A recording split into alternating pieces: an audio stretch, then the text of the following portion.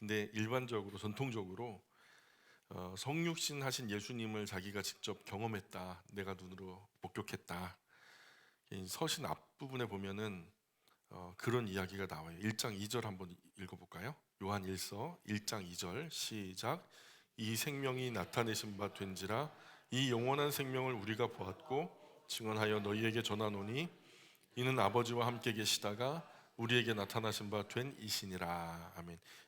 분명히 본인이 예수님을 직접 봤다, 경험했다, 이런 이야기를 하면서 이런 이야기를 하는 거 보니까 뭐 큰 이견 없이 사도 요한이다, 이걸 뭐 다들 뭐 서신의 권위로 보나 초대교회 교부들의 기록에서도 이 사도 요한으로 그렇게 소개되고 있고, 그래서 사도 요한이 저자라는 것에 대한 큰 이견이 없어요. 요한 1서 이 서신이잖아요, 그죠? 또 서신으로 분류되지만 신약의 다른 서신들과는 다르게 서신의 형태는 취하고 있지 않은 게 편지인데 편지가 아닌 형식이에요. 그래서 첫인사, 끝인사가 없어요. 보통은 안녕하세요, 그동안 잘 지내셨어요, 네, 다음에 꼭 다시 뵙겠습니다, 이렇게 첫인사, 끝인사가 이제 나오는데 그냥 단도직입적으로 그냥 소식과 용무만 전하는 거예요. 그래서 서신을 형식을 갖추지 못했지만 이런 부분에서 바울은 굉장히 깍듯하죠. 서신을 보낸 구체적인 장소나 또 서신을 받게 될 구체적인 대상이 전혀 나와 있지 않고요. 확실한 것은 당시에 영향력이 점점점 커지고 있었던 이단들이 있었어요.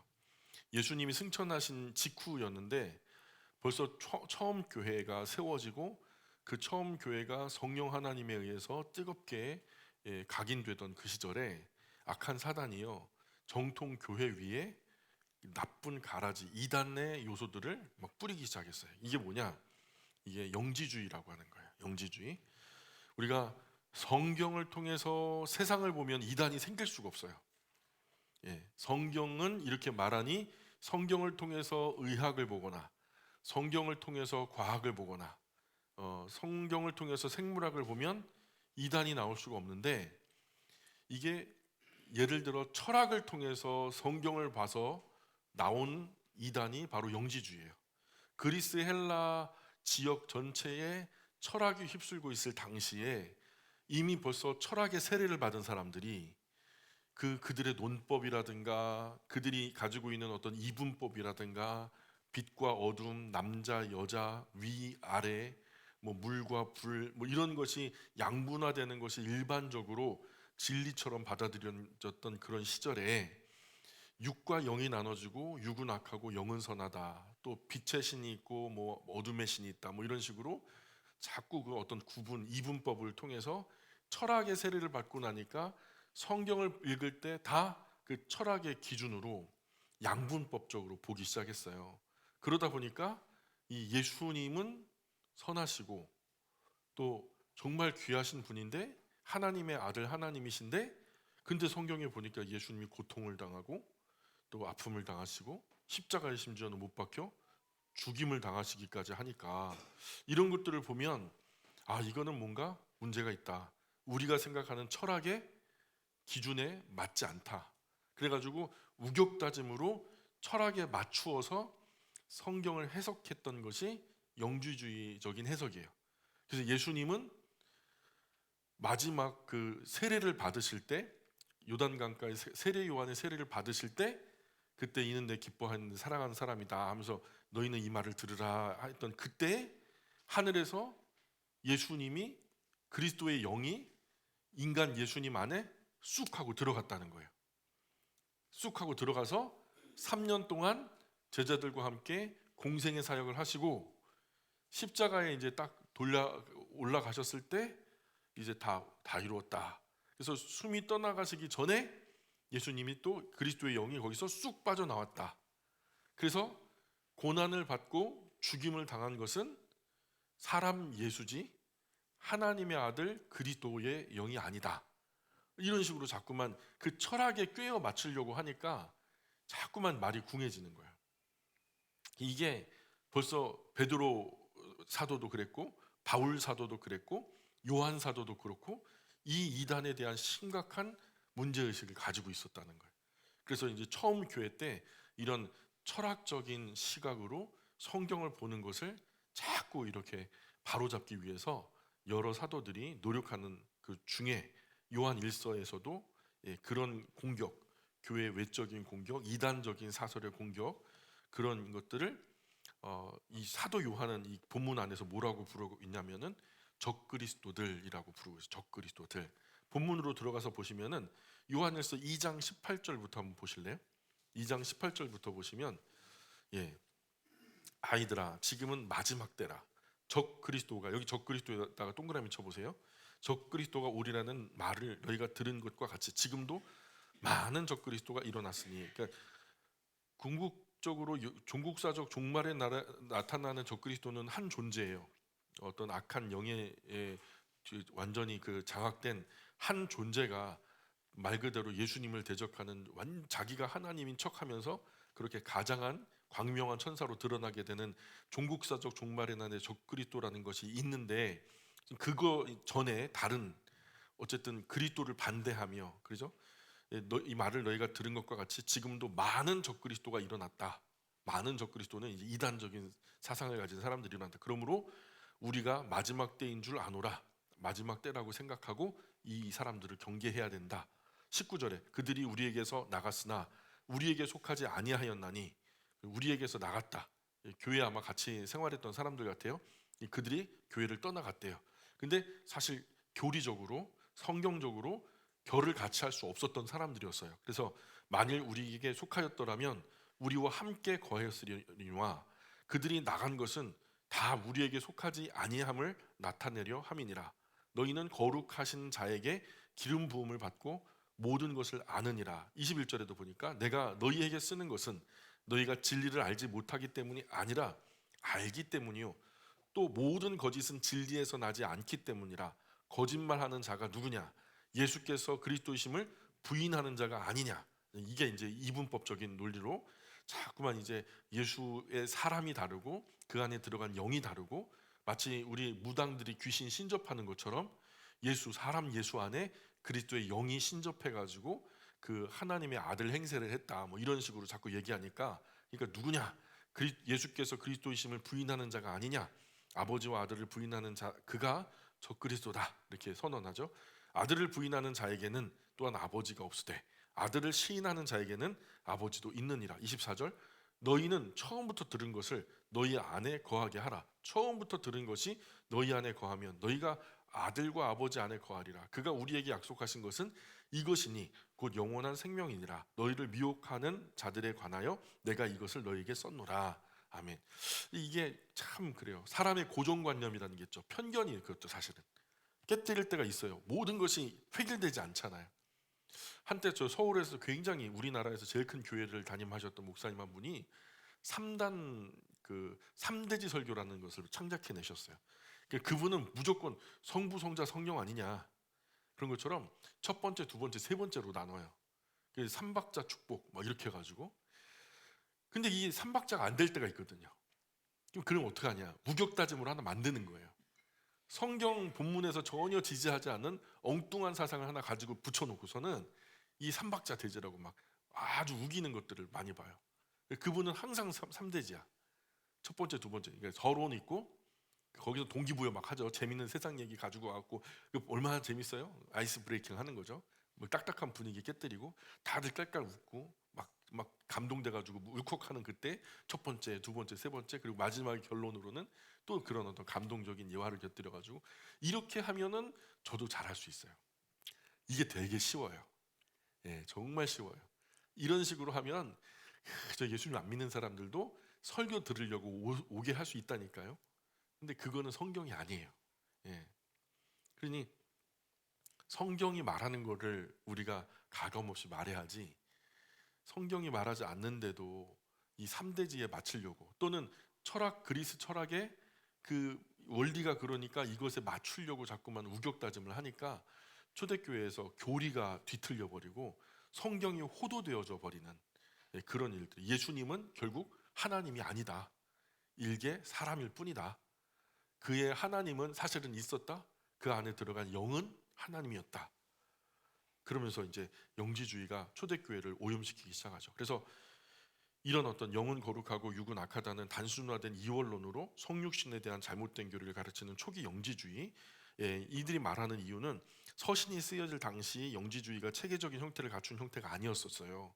나중에 2세기 중반에 가서 이들이 나름대로의 체계를 갖추게 됐거든요. 근데 이들의 영향력의 저자가 이제 지금 사도 요한이 내세운 영적 싸움의 전략적 특징은 뭐냐면 굉장히 목회적인 어떤 도전을 하는데, 예, 이 서신의 수신자들, 다시 말해서 나의 자녀들, 그러니까 바른 신앙의 교리, 하나님의 말씀 위에 바르게 세워진 하나님의 사람들에게 사랑하는 자들, 2장 1절에도 나의 자녀들, 2장 7절에도 사랑하는 자들 이렇게 말하는데, 그런 사람들에게 너희를 미혹해 하는 자들에 관하여 내가 이것을 너희에게 썼노라.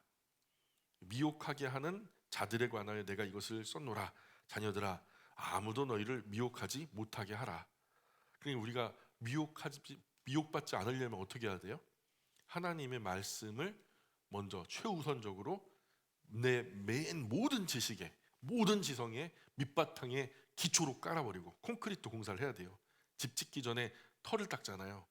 먼저 지붕 세우기 전에, 벽 세우기 전에 먼저 기초를 뭘로 해야 되느냐? 성경으로, 성경 자체로 먼저는 터닦기를 하고, 그 다음에 철학도 공부하고 의학도 공부하고 과학도 공부하면 바른 질서의 창조주 하나님의 능하신 지혜 아래서 우리가 바른 질서를 찾아갈 수 있거든요. 근데 그게 아니라 이 미혹되니까, 이런 철학을 먼저 바탕에 깔고서 시작하니까 미혹이 될 수 있으니까. 그래서 사도 요한은 이런 이단의 문제를 세 가지 초점으로 읽어요. 세 가지 테스트를 통해서 그 존재가, 그 대상이 이단인지 아닌지를 가늠해봐라. 근데 이게요, 사도 요한 당시에만 이단을 판별하는 기준이 되는 게 아니라 오늘도요, 많은 이단을 연구하는 연구학자들이요, 딱 이 세 가지의 중요한 기둥으로 지금 현재 일어나고 있는 수많은 거짓된 종교들을 판가름하는데 이 원리를 써요.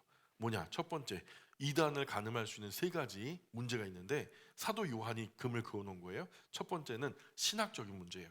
그리스도가 육체로 오신 것을 부정하는 사람들, 하나님의 아들 하나님이 사람의 몸이 되셔서 우리 가운데 거하셨다, 성육신, 이건 정말 중요한 교리예요. 도저히 사람이 알아먹질 못하니까 결국 죄를 당한 사람의 몸이 되셔서 사람들 가운데 오셔서 사람의 시간 안에서, 사람의 역사 안에서, 사람의 언어로 구원을 선포하심을 부인하는 사람들이 바로 이 사람들이었거든요. 그러니까 이 성육신에 대한 그 교리, 이 모든 어떤 도그마, 성경이 기초를 놓았던 중요한 기둥들에 대한 교리를 부정하는 사람들, 그들은 거룩한 영이 더러운 육으로는 도저히 올 수 없다. 그래서 예수는 사람, 역사적인 사람일 뿐, 그러나 그 안에 깃든 영은 다른 신이었다, 하나님의 아들 하나님이었다, 이런 어떤 궤변을 통해 가지고 신학적인 문제를 일으켰던 거죠. 그래서 사도 요한이 보길 원하는 것은 성경 그대로 순전하게 하나님의 아들 하나님, 그분이 사람이 몸이 되셔서 사람 가운데 오셨다, 이것을 부인하는 사람은 무조건 그런 공동체나 그런 가르침은 배격해라. 첫 번째, 신학적인 잣대를 준 거예요. 두 번째는 도덕적인 문제. 사도 요한은 이들 나름의 가르침은 뭐 있어요. 나름대로 뭐 체계도 있고 자기들의 형식도 있고 하지만 사실 이들의 삶의 모습을 보면 전혀 인격적이지 못해요. 그저 그냥 논쟁이, 그리스 헬라 철학이 뭐냐면 말싸움이요. 폼나는 말싸움. 한마디로 요즘 연예계 안에서 예능에 가면은 한마디라도 더 보태고 결국에는 이 상대방을 갖다 말로 이기면은요, 뭐 인기 있는 어떤 예능인이 되고 막 그러잖아요. 근데 그런 것처럼 지금 여기서도 이 사람들이요, 아주 그냥 뭐 사람들에게 말싸움으로 능하게 이기는 거는 뭐 잘해요. 그런데 그들의 삶의 모습은요, 전혀 도덕적이고 윤리적이지 않아요. 일반적으로 우리가 사람과 사람의 관계성 안에서 볼 때 전혀 이 사람들의 삶이 전 인격적이지 않았던 거예요. 왜? 특별히 뭐냐? 육은 악하고 영은 선하다. 그러면 두 가지의 가능성이 있어요. 하나는 육은 악하니까, 처음부터 그렇게 생겨먹은 놈이니까 육은요 아주 그냥 멸시천대 그냥 다 해도 돼요. 천한 종놈처럼 막 다뤄도 되는 거예요. 그래서 이렇게 되면 두 가지가 있어요. 하나는 쾌락주의로 갈 수 있고 또 하나는 금욕주의로 갈 수 있어요. 천한 종놈인데 까짓거 내가 마음대로 활용하면 어차피 악한 거, 어차피 죽으면 썩어질 거, 이거 그냥 오만 여자 다 건드리고 오만 남자 다 건드리고, 남자 대 남자면 어때, 여자 대 여자면 어때, 뭐 하여튼 변태, 수간, 뭐 성욕 이런 것도 있었어요. 그때 당시는 얼마나 더럽고 추악한 이 성적인 부분에서의 윤리적인 타락, 이런 것들이 있었어요. 쾌락주의 쪽으로 뻗어나가 버리면. 근데 반대로 금욕주의적으로 가버리면요, 이게 아예 성관계를 안 하는 거예요. 나아가서 자기가 뭔가 살면서 당연히 찾아오는 기쁨에 대해서, 다시 말해서 내가 사랑하는 여자와 결혼했어요, 사랑하는 남자와 결혼했어요, 둘이 뜨겁게 사랑함으로 정말로 사랑의 열매로서 아이들이 태어나잖아요. 근데 그렇게 하나님께서 순리대로 주신 당연히 찾아오는 기쁨도 거절하는 거예요. 그리고 이 천한 종놈이 어디서 기쁨을 찾아? 그러면서 뼈 달린 채찍을 만들어가지고 자기 등가죽을 막 훼손을 하는 거예요. 그리고 막 예리한 칼로 얼굴에 흠집을 내는 거예요. 그냥 여기 빈 살만 있으면은 그냥 전부 다 그냥 막 송곳으로 찌르고 꿰고 막 그러는 거예요. 그러니까 이 금욕주의를 넘어서서 이제 막 뭐라 그럴까, 그걸 갖다가 이렇게 메저키스트라 그러나요? 고통을 주면서 막 그렇게 자기를 그냥 막 훼손하면서 하나님 앞에 경건을 표현하는 사람들, 그게 남미에도 지금 아직 있고요. 저 러시아에도 그런 풍조가 아직 있어요. 그래서 이제 성 고난이를 중심으로 해가지고 일주일 전 되면 이 사람들은요, 그 추운 날씨에 옷 다 벗고 속옷만 입은 상태로 자기에게 고통을 줘요. 저 남미에 잘못 정착한 어떤 기독교는요, 그저 그냥 온 몸에 그냥 피가 낭자하도록 송곳으로 계속 찔러댄다니까요. 이런 것들을 보면 진짜 소름 끼쳐요. 그래서 이런 어떤 그 도덕적인 문제, 윤리적으로 딱 봤을 때 상식적으로 이건 아니다, 하나님이 아무렴 그런 걸 기뻐하시겠나 할 만큼 보편의 도덕과 윤리의 양심적인 잣대로 봤을 때 전혀 일반적이지가 않은, 예. 그리고 또 그럴 때는 우리만 맞대, 우리만 좋대, 수많은 교회들이 있는데 자기들만 진짜 구원이 있대, 다 모든 목회자, 모든 그리스도인들은 다 우리한테 와갖고 재교육을 받아야 구원이 있지, 안 그러면 너희들은 다 죽는데, 뭐 이런 얘기를 한단 말이에요. 보편 교회를 인정하지 않는 거예요. 사회성이 없는 거예요. 그래서 세 번째로 말하는 것이 사회적인 문제예요. 그들에게 형제 사랑하는 모습이 없었어요. 뭔가 다른 옆에 있는 사람들과 어울려서 함께 지내는 어떤 코이노니아, 믿음 안에서의 교제, 이런 것들이 전혀 없었어요. 이단들이 이런 세 가지의 어떤 기준으로 봤을 때 쉽게 판가름할 수 있었다. 요한이 지금 그런 것들을 이제 그리스도인들에게 가르쳐 주고 있는 거예요. 요한일서 역사적 배경은 조금 다루기는 어려워요. 왜냐하면 다른 서신에 비해서 역사적 정황과 연결할 수 있을 만한 정보가 너무 희박하다 보니까 제가 이제 말씀드렸던 그 정도 이야기고, 내용으로 볼 때 뭐 세린투스라고 하는 이단 영지주의의 어떤 시효라고 할 수 있는 이 세린투스라는 사람이 자기를 따르는 사람들 말, 그래서 일명 세린투스파, 초기 영지주의자들을 말하는 거예요. 그래서 세린투스주의 또는 영지주의라고도 말해요. 초기 영지주의. 그래서 세린투스는 사도 요한이 마지막 시간을 보낸 곳인 에베소에 있었던 사람이에요. 그래서 그의 가르침이 요한 일서에서 묘사한 이단의 가르침과 아주 똑같았고요. 무엇보다도 세린투스는 예수님의 동정녀 탄생 사실을 부인했어요. 그는 분명히 남자와 동침해서 남자와 여자 사이에서 낳은 아기야. 그냥 똑같은 인간 예수일 뿐인데 나중에 그에게 들어간 영이 하나님의 영이었을 뿐이지, 이렇게 가르쳤단 말이에요. 그래서 그 차이점이라면 다른 사람보다도 조금 더 의롭고 더 신중했고 조금 더 지혜롭다고. 그래서 이제 예수님은 그냥 그렇게 조금 그렇게 남들보다 조금 탁월한 정도의 사람이었을 뿐이지, 그리스도의 영은 나중에 받아서 그렇게 된 거다. 예수님 세례시에 비둘기 모습으로 임하셨고, 그리고 예수님 통해서 하나님 아버지에 대해서 선포했고 기적을 행했다. 그것도 그리스도의 영이 들어왔을 때 비로소 그렇게 됐다. 그러다가 예수님이 십자가 죽기 전 그리스도의 영은 예수님을 떠나버렸고, 결국 죽음을 당한 건 인간 예수 혼자 십자가 위에서 비참하게 죽음을 당했다, 이렇게 주장을 하는 거예요. 한마디로 그리스도와 예수님을 분리해가지고 우리는 예수 그리스도 그러잖아요. 영지주의는 예수 그리스도라고 말을 할 수가 없어요. 분리돼 있으니까.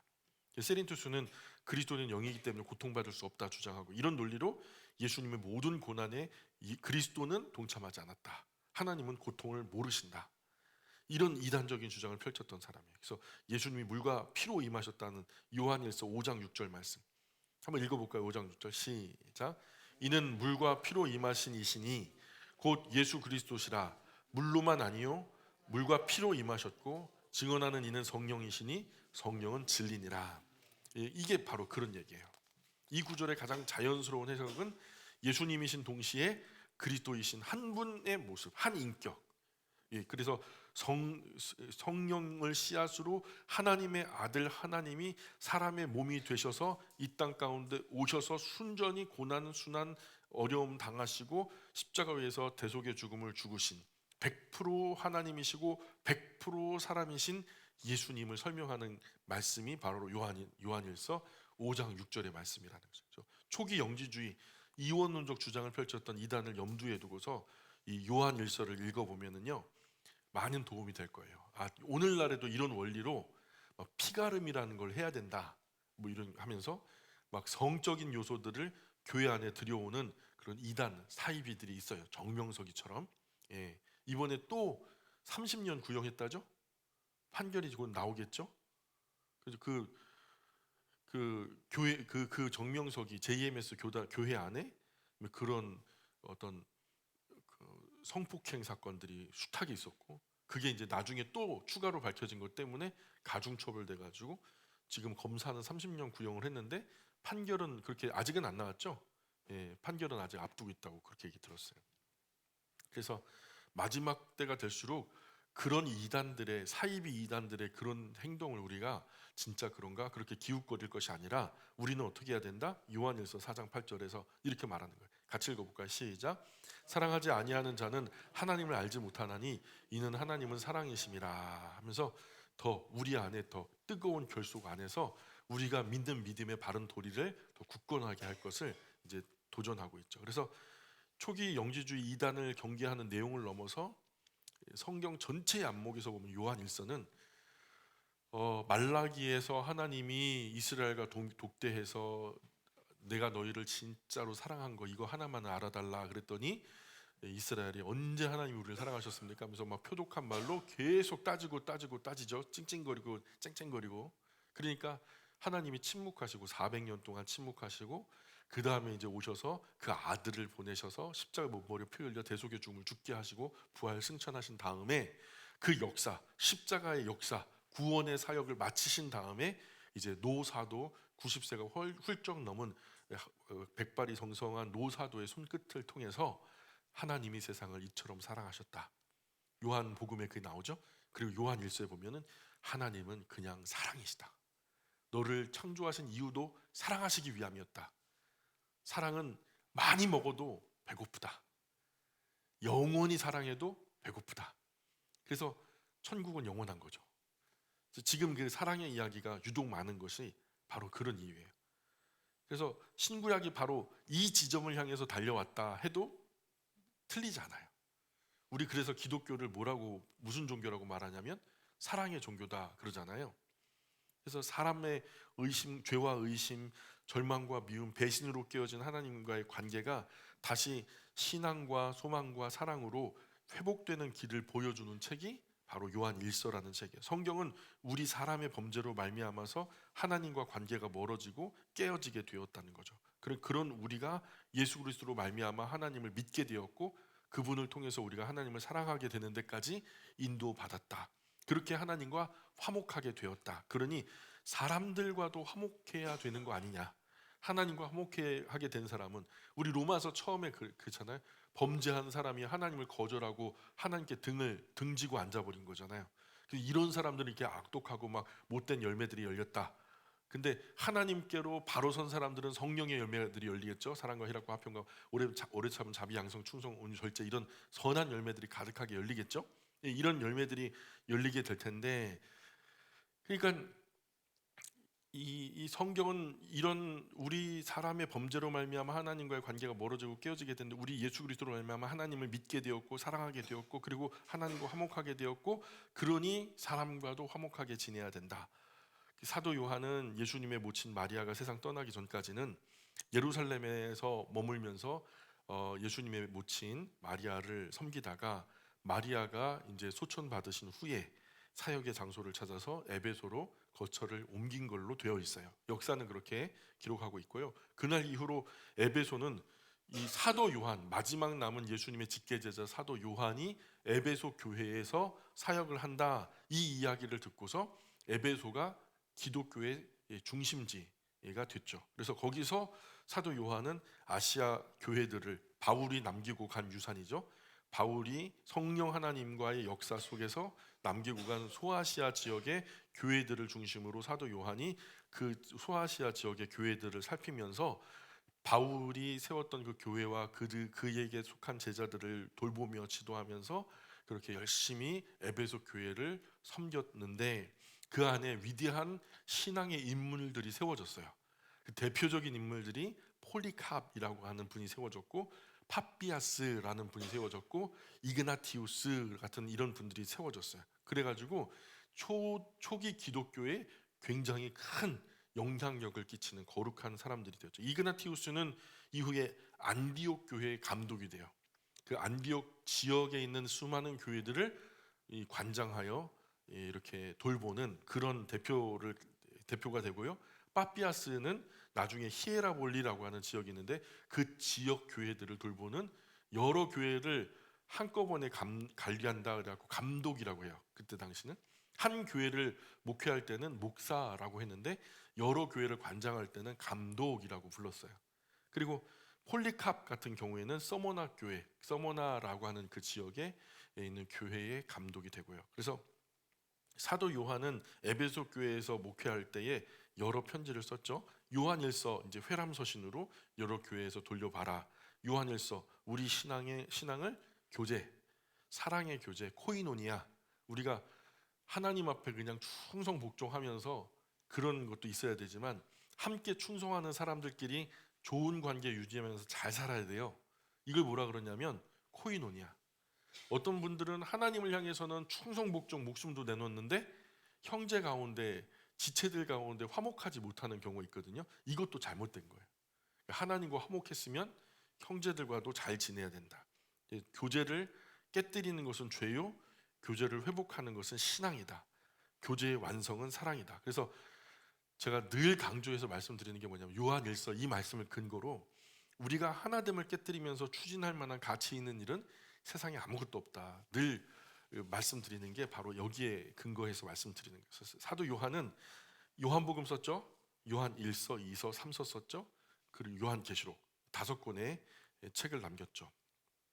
요한 1서가 기록될 당시 우리가 아까 앞서 살펴봤던 대로 이 영지주의 이단이 만연했던 때였고, 순전한 성도들을 그렇게 해서 막 혼란에 빠뜨리는데 육체는 천박하니까 막 써도 된다, 바람펴도 된다, 막 그런 식으로 그거에 극단적으로 반대급부해서 금욕해야 된다, 심지어는 몸에 상처를 주면서 너의 천한 종 같은 이 몸은 아주 고통받아 마땅하다 하면서 막 그렇게 너무 막 아프게 하거나 이런 것들을 다 부인하고, 그건 그리스도에게로부터 오는 사상이 아니다, 신앙의 뿌리가 튼튼하지 못한 사람들, 이런 이단 사설의 유혹에 빠졌는데 구원의 확신이 없는 사람들은 여러 가지 바람에 흔들리게 되죠. 그래서 당시 여러 교회에 어지럽혔던 사람 중에 이런 케린투스라는 영지주의자가 있었다. 그래서 구원의 확신이라는 것이 구원의 결과지 구원의 원인은 아니라는 거예요. 그래서 영생의 확신은 영생이 있음으로 주어지는 결과다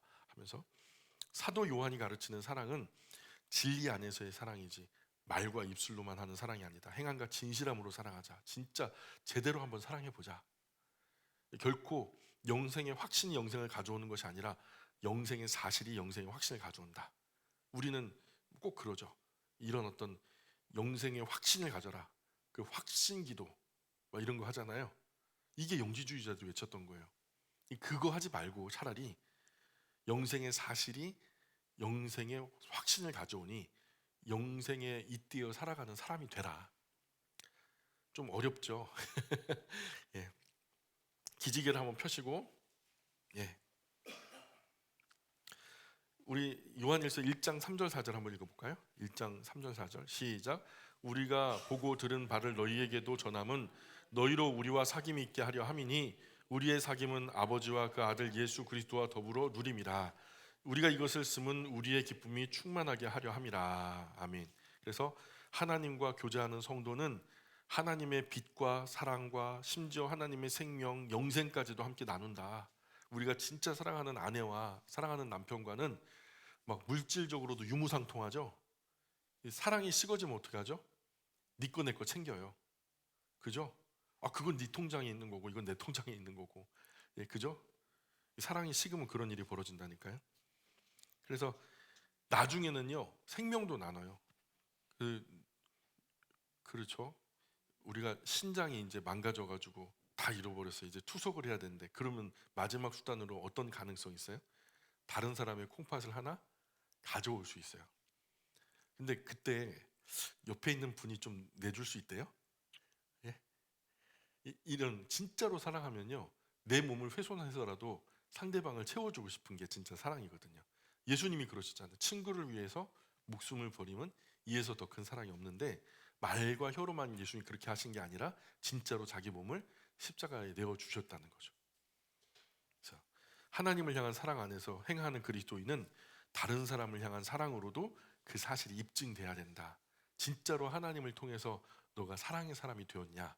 그러면 너의 일상의 영역에서 진짜 사랑의 사람임을 나타내 보여줘라. 우리가 하나님의 사람인 건 말로 해서 사람들이 모른다. 너희가 서로 사랑하는 것을 보면 사람들이 저 사람은 하나님의 사람이구나 하는 것을 깨닫게 된다. 이게 예수님 가르침이에요. 5장 11절 12절 13절 시작. 또 증거는 이것이니 하나님이 우리에게 영생을 주신 것과 이 것이니라. 아들이 있는 자에게는 생명이 있고 하나님의 아들이 없는 자에게는 생명이 없느니라. 내가 하나님의 아들의 이름을 믿는 너희에게 이것을 쓰는 것은 너희로 하여금 너희에게 영생이 있음을 알게 하려 함이라. 아멘. 그래서 창세기 3장에서 틀어져 버린 하나님과 사람과의 관계가 요한일서 이 목적을 향해서 달려온 거예요. 하나님과의 코이노니아. 수직적으로 질서가 회복되면 수평적으로도 질서가 회복된다. 하나님은 사랑합니다 하면서 다른 누구는 미워하고 따돌리는 사람은 사실 하나님과의 화목도 이루어지는 것이 아니다. 하나님을 사랑한다면 하나님의 형상도 사랑한다. 하나님 형상으로 지어진 사람도 사랑하게 되는 것이다. 어떤 사람이 저 이성진 목사님 정말 사랑합니다 그러는데요, 제가 찍힌 얼굴 나온 사진을 갖다가 땅바닥에 밟고서 막 발로 밟아요. 막 침을 뱉어요. 그러면은 저를 사랑한다고 여겨질까요? 나는 인간 이성진 목사님은 사랑하는데요, 근데 이 사진은 별로야. 바닥에 놓고 막 침 뱉고 밟으면은 그거는 사랑으로 여겨지지 않죠. 왜? 거짓말이죠. 실상을 사랑한다면 형상도 함부로 하지 않는 거예요. 그 사람을 사랑하면 그 사람이 나온 사진조차도 사랑하지 않을 수가 없죠. 그래서 제가 늘 가지고 다니는 지갑에는요 아내 사진이 있어요. 왜냐하면 그 사람을 사랑하니까 그 사람의 형상도 사랑하게 되더라고요. 그러니까 하나님을 사랑한다 하면서 사람을 사랑하지 못하면 그건 거짓말이다. 하나님의 형상이 사람 가운데 녹아있기 때문에. 그래서 빛의 열매로서 사랑, 진리 안에서 사랑, 하나님과 형제 사랑은 이 네 가지로 정리가 되는데, 진짜로 우리가 사랑을 한다면, 사랑을 이루었다면 이 네 가지의 증거가 있다는 거예요. 하나는 그 사랑은 완전해서 부끄러움도 두려움도 없다는 거예요. 또 그 사랑은 행함과 진실함으로 사랑하기 때문에 늘 열매가 열린다. 세 번째로 그 사랑은 심판 앞에서도 담대하다. 부끄러울 것 없이 원 없이 최선을 다해 사랑했으니까. 그리고 네 번째로 그 사랑은 선을 넘는 사랑이 아니에요. 그분의 명령 안에, 선 안에서, 하나님의 사랑의 울타리 안에서, 계명 안에서 지켜지는 사랑이다. 그래서 이런 사랑이 요한일서가 우리에게 가르쳐 주시는 사랑이다. 그래서 사랑이 없으면 아무것도 아니다. 고린도전서 이제 바울도 이런 사랑의 사상을 이제 알았는지, 아마 몰랐겠죠. 먼저 한참 앞서 갔으니까. 그런데 이 사랑이 없으면 아무것도 아니다. 만국 언어 다 할 수 있다 해도 사랑 없으면 그냥 울리는 꽹과리 소음에 불과하다. 산을 옮길 만한 믿음이 있어도 사랑 없으면 아무것도 아니다. 산을 못하러 옮기냐? 환경 파괴만 된다. 먼지만 나고. 자기 몸 불사르게 내어줄지라도 사랑 없으면 그게 뭐야? 우리가 온갖 지식들 다 배웠다고 해도 사랑 없으면 그것은 새로운 교만의 재료밖에 되지 않나요?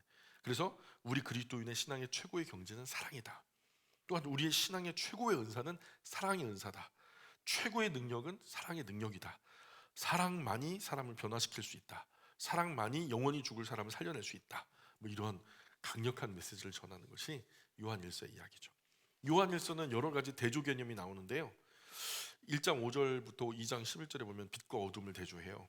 그래서 이제 이분법을 얘기하는 게 아니라 하나님의 말씀 안에 있는 것들, 정통적인 어떤 교회 안에 성령 하나님께 세우신 툴 안에 있는 것들, 그것은 교리 안에 성경 안에 있는 것들은 빛으로 묘사하고 그 바깥에 있는 이단적인 것들은 어둠이라 묘사하고, 그 다음에 두 번째로 2장 12절부터 17절까지는 하나님하고 세상을, 그래서 이제 두 도성이라는 책에 보면 철저하게 두 세계관이 이 지구상에 존재한다.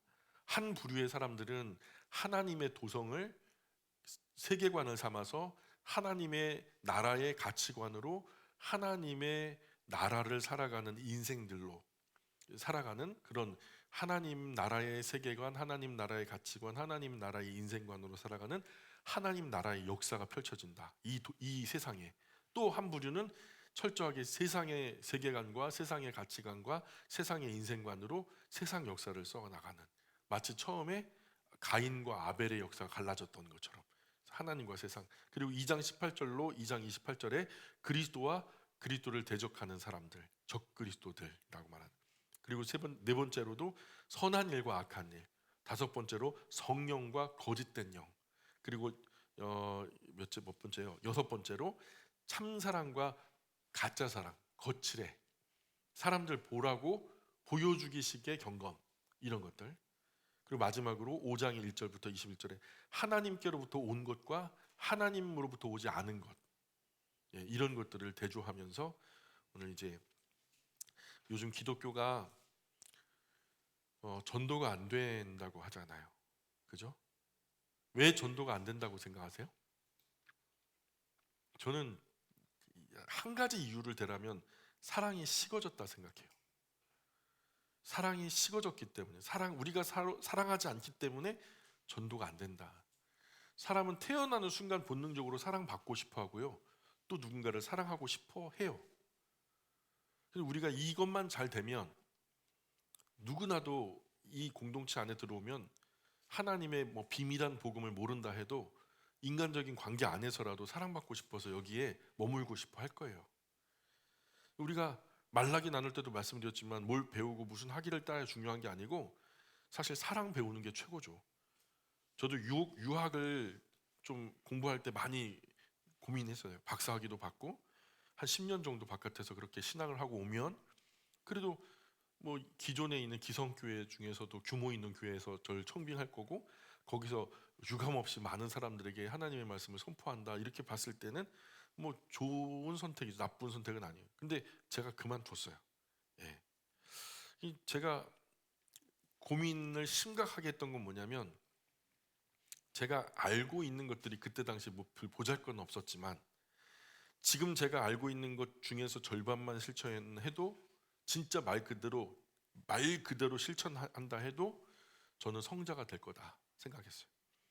뭘 몰라서 문제가 아니라 알고 있는 것을 실천하지 않아서 문제가 되더라고요.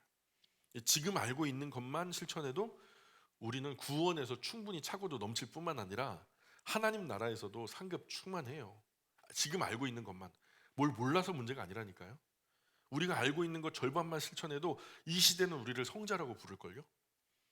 그런데 어디 가서 무슨 학위를 가져와서 교만 떨 거예요. 그 교만이 재료밖에 안 되는데. 그러기에 돈도 아깝고 시간도 아까워서 유학을 안 갔어요. 못 간 게 아니에요. 자, 교회 부흥이나 전도나 다 저는 마찬가지라고 생각해요. 행복? 사랑하면 행복해져요. 또 사랑받으면 행복해지고요. 파랑새 잡아야 행복해지는 게 아니에요. 어떤 사람들은 무지개를 잡으면 행복해진다는데 그거 그렇게 해서 될 게 아니에요. 바로 지금 이 시간에 사랑하면 행복해지고 사랑받으면 행복해지고, 사람은 누구나 본능적으로 행복하길 원하거든요. 행복이 그리 멀리 있는 것이 아니라 오늘 성경 안에서 지금 우리 안에 그 사랑을 주셨다. 가까이 있는 정도가 아니라 우리 안에 사랑이 있어요. 그러니까 하면 되는 거예요. 이제부터는 사랑하기 시작하면 되는 거예요. 요한일서는 이런 사랑에 대한 깊은 조회를 우리에게 안내하고 있어요. 원래는 오늘 좀 더 요한 2서, 3서, 유다서까지 쫙 그냥 마무리하려고 그랬는데요. 여기까지 하고 마무리하겠습니다. 기도할까요?